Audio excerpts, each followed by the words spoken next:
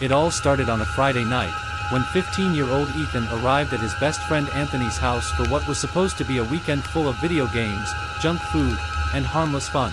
Anthony's parents had gone out of town for the weekend, leaving the house to the two teens. They were ready for a sleepover like any other. There was no way of knowing that this night would soon spiral into something terrifying. The evening began innocently enough. After a few hours of playing video games, the two friends ordered pizza, loaded up on chips and soda, and dove into their favorite movies. The laughter was loud, and the atmosphere light, filled with the excitement that only an entire weekend without parents could bring. As midnight approached, boredom began to set in. That's when Anthony had an idea. "Hey, let's make some prank calls," he suggested, a mischievous glint in his eye. Ethan grinned, the idea seeming harmless enough. After all, who didn't enjoy the occasional prank call to an unsuspecting stranger? They grabbed the landline in the living room and began dialing random numbers. The first few attempts were nothing more than brief hang-ups or confused responses, which only fueled their excitement. As the night wore on, they continued calling, laughing at their jokes and the reactions of the people on the other end of the line. But it was the fourth call that would change everything. A deep, gravelly voice answered on the other end of the line. It wasn't the usual irritated response they'd gotten from earlier calls. This man's voice was calm and unsettlingly deep, sending a wave of unease over the two boys. They didn't think much of it at first, continuing with their prank. But when they asked the man a question, his response was something neither of them expected. "I know who you are, Anthony." The room fell into stunned silence. Anthony's face went pale, and Ethan froze, his heart hammering in his chest. The caller had said Anthony's name, something that should have been impossible. They were calling from a private number, and the caller ID had only displayed Anthony's dad's name. How could this stranger know Anthony's name? What do you mean? Anthony stammered, his voice suddenly shaky. He looked at Ethan, his confusion mirrored on Ethan's face. They hadn't shared any personal information during the call, yet somehow, this man seemed to know everything. The man didn't respond immediately. Instead, he chuckled softly, a sound that made Ethan's skin crawl.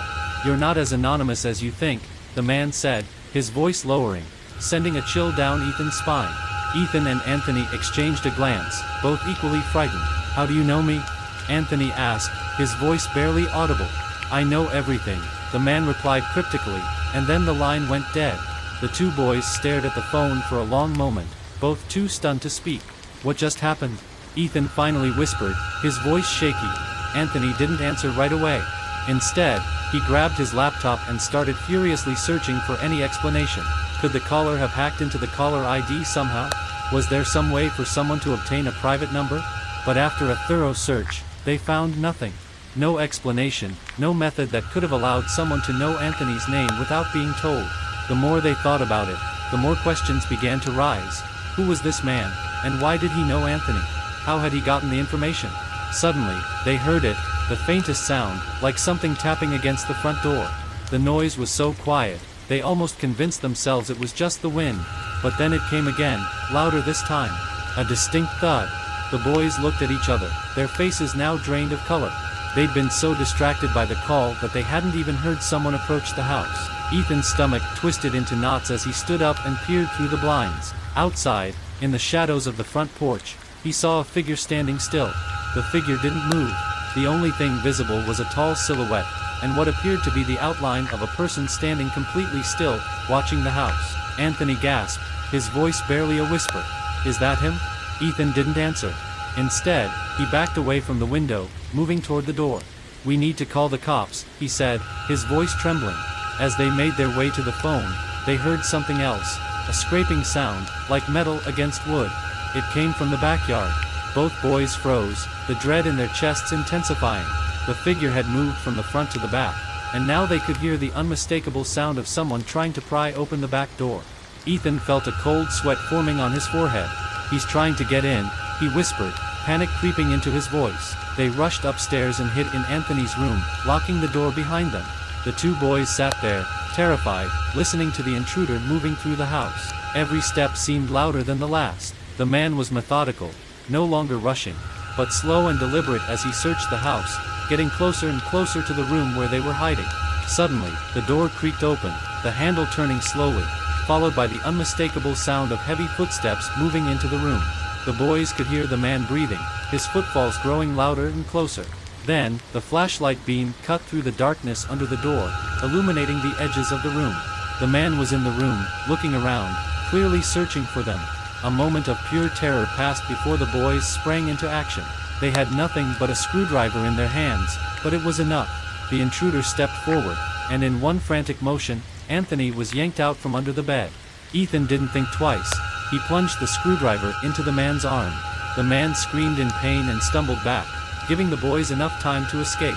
They ran out of the room and into the backyard, bolting into the nearby woods. The trees and darkness swallowed them whole as they ran, their hearts racing. The chase lasted for what felt like hours. The boys zigzagged through the woods, adrenaline propelling them forward. Eventually, they made their way back to the house. Out of breath, they managed to call the police, explaining everything. The police arrived within minutes, but by the time they got to the house, the man was gone. There was no trace of him, no footprints, no sign of forced entry, except for the back door that had been tampered with. As the officers surveyed the property, they saw him one last time, standing in the far corner of the backyard, just beyond the reach of the porch light. When they moved toward him, he disappeared into the darkness. The police searched the area but found nothing, and though they reassured the boys that it was likely just a random act of violence, neither Ethan or Anthony could shake the feeling that they had been targeted. To this day, the memory of that night remains vivid in their minds, of the deep, unsettling voice on the phone, and the figure that stalked them, just waiting for the right moment to strike.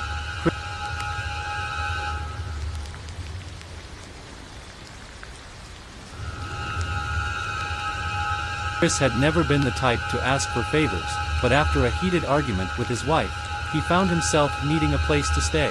His longtime friend Paul offered him a room in his spacious home, assuring him he could stay as long as he needed. Paul's house was large, immaculately kept, and filled with a sense of order that Chris found comforting. But there was one odd thing about it. Paul insisted on keeping 2 of the guest rooms locked. At first, Chris didn't question it. Paul had always been a private person, and Chris figured the locked rooms contained storage or personal items Paul didn't want disturbed. The room Paul offered him was cozy, with a comfortable bed and a window overlooking the backyard. It was the perfect place to clear his head and sort out his thoughts. The first night passed uneventfully. Chris fell asleep almost as soon as his head hit the pillow, exhausted from the day's events. But on the second night, he woke up to a strange noise. It was faint at first, almost imperceptible. A soft shuffling sound, like someone walking on carpeted floors. Chris sat up, straining to hear. The sound was coming from one of the locked guest rooms down the hall. He glanced at the clock, 2:17 a.m. The house was dark and silent, save for the occasional creak of the floorboards as the shuffling continued. He debated whether to wake Paul but decided against it. Probably just the house settling, he muttered to himself, trying to ignore the uneasy feeling creeping up his spine. The next morning, Chris mentioned the noises to Paul over breakfast. Paul seemed unconcerned, brushing it off as the house's age. "This place makes all kinds of weird noises at night," he said with a chuckle. "You'll get used to it." That explanation seemed reasonable enough, until the third night. Chris was jolted awake by a loud thud, followed by the unmistakable sound of footsteps. This time, they were coming from the locked guest room closest to his own. His heart pounded as he sat up, listening intently. The footsteps were deliberate, slow, and heavy. It was clear that someone, or something, was inside the room. This time, Chris didn't hesitate. He grabbed his phone and flashlight, then made his way to Paul's bedroom. He knocked softly at first, then louder until Paul finally answered, bleary-eyed and annoyed. "There's someone in the locked room," Chris whispered urgently. "I heard footsteps." Paul's expression shifted from irritation to concern. He grabbed a baseball bat from under his bed and led the way down the hall. Chris followed closely, his flashlight casting long, eerie shadows on the walls. When they reached the locked door, Paul hesitated. "Stay back," he said before unlocking it. The door creaked open, revealing a room in perfect order, except for the window, which was wide open. A cool breeze blew in, rustling the curtain. Paul cursed under his breath and scanned the room. The bed was unmade, the nightstand drawer ajar, and a few valuables, including a gold watch and some cash, were missing. "Looks like someone broke in," Paul muttered, though his voice wavered with uncertainty. Chris pointed to the window. "Why would a burglar climb in here and leave through the same way without touching the rest of the house?" Paul didn't answer, but his uneasy expression spoke volumes. The following night, the air in the house felt heavier, as though the walls themselves were holding their breath. Chris struggled to fall asleep, his mind racing with questions about the strange noises and the open window. Just as he was starting to drift off, a loud crash jolted him awake. This time, the noise came from the second locked guest room. Heart pounding, Chris grabbed his phone and rushed into the hallway, meeting Paul, who was already making his way toward the noise. They stood outside the locked door, listening. Inside, there were faint, muffled movements. Someone, or something, was in there. Paul unlocked the door and threw it open. For a split second, they saw a figure, a man, hunched over, scrambling to climb out of the window. Paul lunged forward but was too late. The figure slipped out of sight, disappearing into the night. The room was in disarray. The bed was covered in bloodstains, and on the floor lay a large, serrated knife. Paul stared at the scene, his face pale. "This can't be happening," he whispered. Chris picked up the knife, inspecting it with trembling hands. "What's going on, Paul? Who was that?" Paul took a deep breath, his voice barely audible. "I think someone's been living here." In the days that followed, Paul pieced together the unsettling truth. For weeks, someone had been secretly living in his home, using the locked guest rooms as their hideouts. They had stolen food, money, and valuables, slipping in and out of the house without leaving obvious traces. The intruder had somehow accessed the rooms despite the locks, creating a chilling sense of violation. Even more disturbing was the realization that the intruder had been watching Paul and Chris the entire time. The bloodstained bed and knife hinted at intentions far more sinister than theft. Paul changed the locks and installed security cameras, but the experience left him rattled. Chris, meanwhile, couldn't shake the feeling that the intruder hadn't left for good. Every creak and shadow in the house felt like a reminder that safety is often an illusion, and that sometimes, the scariest monsters are the ones you never see coming.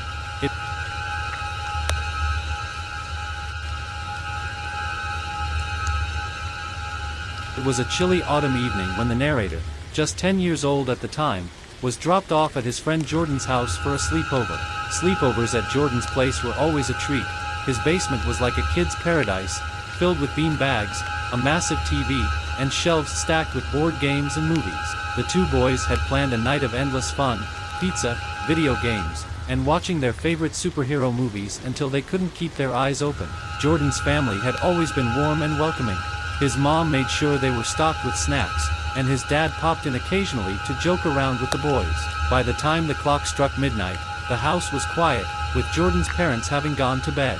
The boys were left to their own devices, lying in their sleeping bags in the dimly lit basement, the TV flickering softly as a movie played in the background. As the night wore on, exhaustion began to creep in. The narrator was just starting to doze off when a strange sensation jolted him awake. It wasn't a noise or movement that had stirred him. It was an inexplicable feeling, a heavy sense of being watched. He opened his eyes, scanning the room in the glow of the TV. That's when he saw it.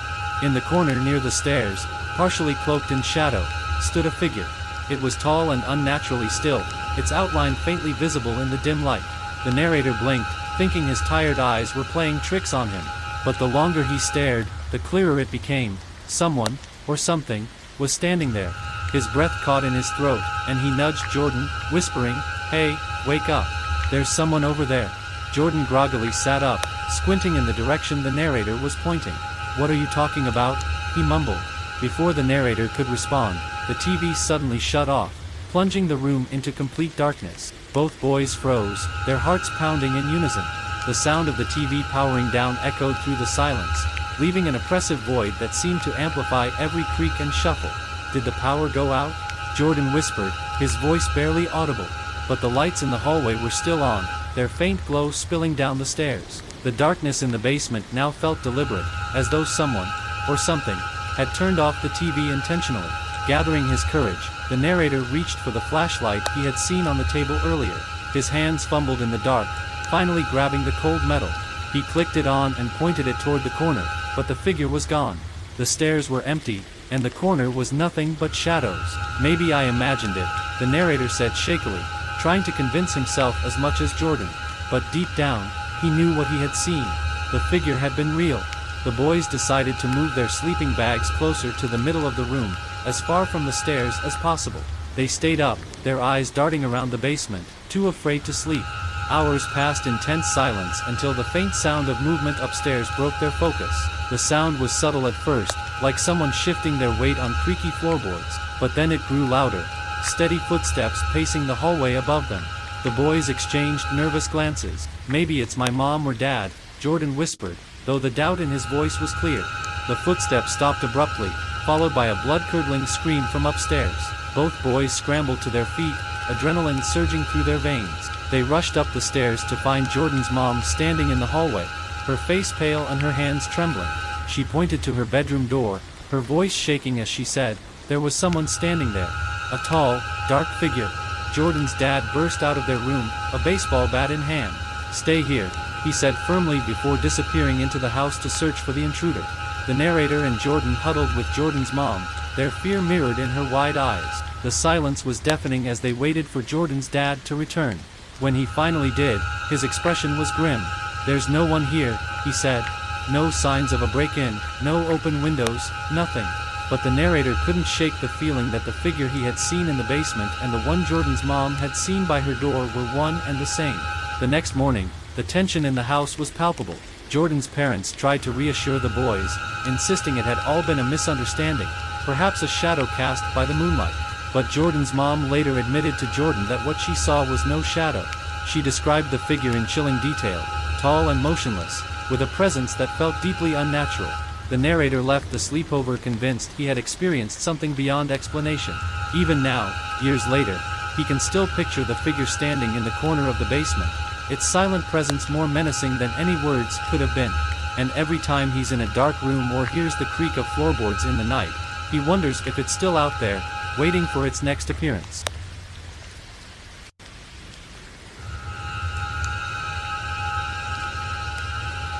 It started as a favor between friends. Chris, going through a rough patch after a heated argument with his wife, needed a place to stay. Paul, his longtime friend, was quick to offer a spare room in his sprawling suburban home. The arrangement seemed simple enough, a temporary reprieve for Chris and a chance for the friends to catch up after years of drifting apart. Paul's house was impressive, modern, spacious, and meticulously clean. Chris couldn't help but admire the attention to detail in every room. But as he settled in, one oddity stood out. Two of the guest rooms were locked, their doors conspicuously off-limits. Paul dismissed it as nothing unusual. "Just storage rooms," he explained, "full of old junk I haven't sorted yet." Chris didn't press further, figuring it was none of his business. The first few nights passed without incident. Chris enjoyed the quiet, using the time to reflect and regroup. But on the third night, he woke to an unusual sound, a faint rustling, like fabric brushing against the walls. At first, he thought it might be the wind or the house settling, but as he lay there listening, the noise became more distinct. It was coming from one of the locked rooms. The sound stopped as abruptly as it had started, leaving an eerie silence in its wake. Chris told himself it was nothing, but he couldn't shake the uneasy feeling. The next morning, over coffee, he casually mentioned it to Paul. "I think your storage room might have a raccoon or something," he joked. Paul's reaction was telling. His easygoing demeanor stiffened for just a moment before he laughed it off. "Probably just the pipes," he said, waving it away. "This house makes all kinds of weird noises." Chris didn't buy it, but he let it go. The following night, the noises returned, louder this time. Chris lay in bed, listening as soft footsteps echoed through the hallway, pausing just outside his door. His pulse quickened as the doorknob rattled gently. Whoever, or whatever, was out there wasn't trying to be subtle anymore. Grabbing his phone, Chris turned on the flashlight and flung open the door. The hallway was empty, the only sound the faint hum of the refrigerator downstairs. He checked the locks on the other guest rooms, finding them secure. Still, the feeling of being watched lingered. The breaking point came on the fifth night. Chris was startled awake by the crash of breaking glass. He bolted upright, his heart racing. The noise had come from one of the locked rooms. This time, he didn't hesitate. He ran straight to Paul's room and banged on the door until his friend groggily opened it. "There's something going on in your house, Paul," Chris said, his voice shaking. "Something's in one of those locked rooms." Paul grabbed a baseball bat from under his bed and followed Chris into the hallway. The locked room nearest Chris's guest room was silent, but the tension in the air was palpable.